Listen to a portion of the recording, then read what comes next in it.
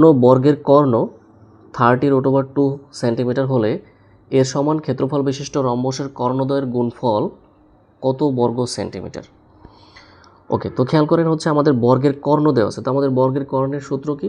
√2a, এটা সমান দেওয়া আছে কত? 30√2। তো আমরা যদি এখন √2 কাটা দেই, সুতরাং আমাদের বর্গের এক বাহুর দৈর্ঘ্য পেলাম কত? 30 সেন্টিমিটার। এখন আমাদের বলা আছে যে কোনো বর্গের কর্ণ 30√2 হলে এর সমান ক্ষেত্রফল বিশিষ্ট, দ্যাট মিনস হচ্ছে আমাদের বর্গের ক্ষেত্রফলটা বের করতে হবে। তো বর্গের ক্ষেত্রফল কি? বাহু স্কয়ার, তাই 3 3 9, 900। এখন এইটার ক্ষেত্রফলের সমান ক্ষেত্রফল বিশিষ্ট হচ্ছে কি? রম্বসের ক্ষেত্রফল। তাহলে আমাদের রম্বসের ক্ষেত্রফল কত? রম্বসের ক্ষেত্রফলও কিন্তু আমাদের 900। তো রম্বসের ক্ষেত্রফলের সূত্র কি?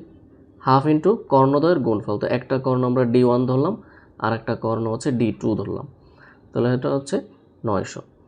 তাহলে সুতরাং খেয়াল করেন আমাদের D1 এবং D2 এই 900 এর সাথে গুণ করতে হবে কত? 2, তাহলে হচ্ছে 1800। আমাদের প্রশ্নে কি চেয়েছে? যে সমান ক্ষেত্রফল বিশিষ্ট রম্বসের কর্ণদ্বয়ের গুণফল কত বর্গ সেন্টিমিটার। তাহলে রম্বসের কর্ণদ্বয় এই একটা কর্ণ গুণফল হচ্ছে 1800। এটি হচ্ছে আমাদের